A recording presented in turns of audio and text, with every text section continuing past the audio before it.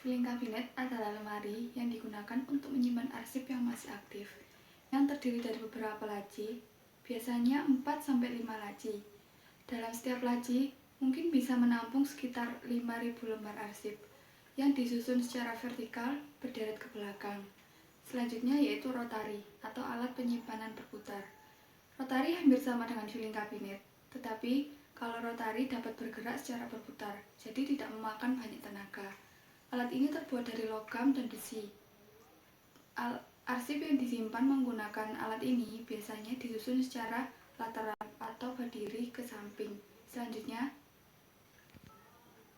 lemari arsip yaitu tempat untuk menyimpan berbagai arsip yang dimasukkan ke dalam outner terlebih dahulu, kemudian disusun secara lateral atau ditumpuk secara teratur.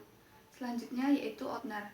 Outner adalah map besar yang terbuat dari kardus atau plastik tebal dengan ukuran punggung sekitar 5 cm yang di dalamnya terdapat besi penjepit yang digunakan untuk menjepit arsip. Namun sebelum arsip dimasukkan ke dalam outner, arsip dilubangi dahulu menggunakan perforator. Selanjutnya, perforator yaitu adalah alat yang digunakan untuk melubangi kertas atau kartu. Selanjutnya yaitu rak arsip. Rak arsip adalah lemari yang digunakan untuk menyimpan arsip yang disusun secara menyamping. Arsip dimasukkan ke dalam outner terlebih dahulu sehingga akan terlihat dari punggung outner tersebut yang digunakan untuk meletakkan label. Selanjutnya, label adalah alat yang digunakan untuk memberi judul yang diletakkan pada bagian tab atau punggung dari sebuah guide atau outner. Selanjutnya yaitu guide.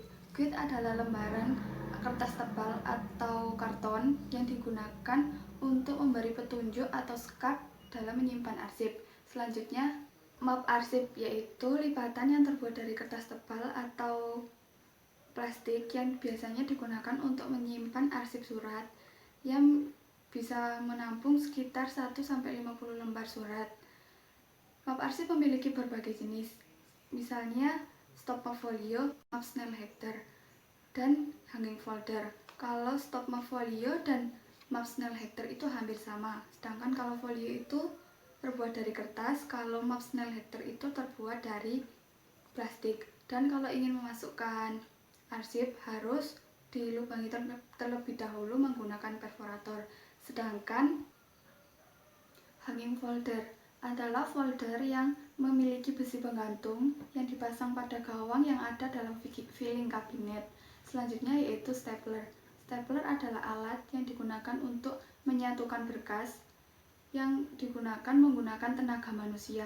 Stapler akan berfungsi apabila diisi dengan staples. Selanjutnya, numerator yaitu alat yang digunakan untuk membubuhkan nomor pada lembar dokumen. Selanjutnya yaitu alat sortir. Alat sortir adalah alat yang digunakan untuk menggolongkan arsip atau surat masuk. Selanjutnya, tickler file yaitu alat yang terbuat dari kotak atau baja yang digunakan untuk menyimpan arsip yang memiliki tanggal jatuh tempo. Selanjutnya yaitu rak laci atau kartu, yaitu alat yang terdiri dari laci-laci yang disusun secara teratur yang digunakan untuk menyimpan kartu-kartu kecil. Selanjutnya,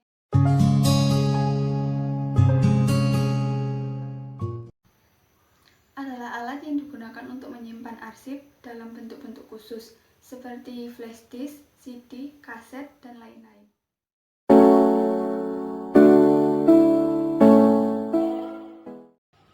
Yang pertama yaitu kartu indeks. Kartu indeks adalah kartu yang berisi suatu riwayat arsip atau warkat yang disimpan.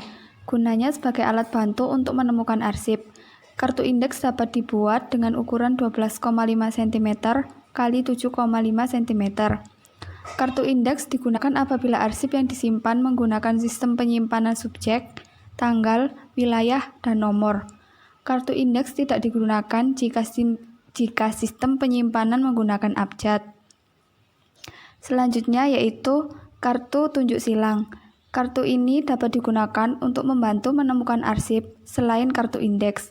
Kartu tunjuk silang adalah suatu petunjuk yang terdapat pada tempat penyimpanan yang berfungsi untuk menunjukkan tempat dari suatu dokumen atau arsip yang dicari pada tempat yang ditunjukkan.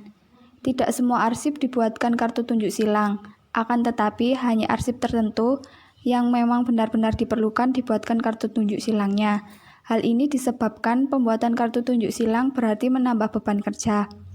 Selanjutnya yaitu lembar pinjam arsip atau outslip, yaitu lembar ini digunakan untuk mencatat setiap peminjaman arsip. Selanjutnya yaitu map pengganti atau outfolder. Jika surat yang dipinjamkan tidak hanya satu surat, tetapi satu map yang berisikan seluruh surat-surat, maka perlu dibuat satu map pengganti.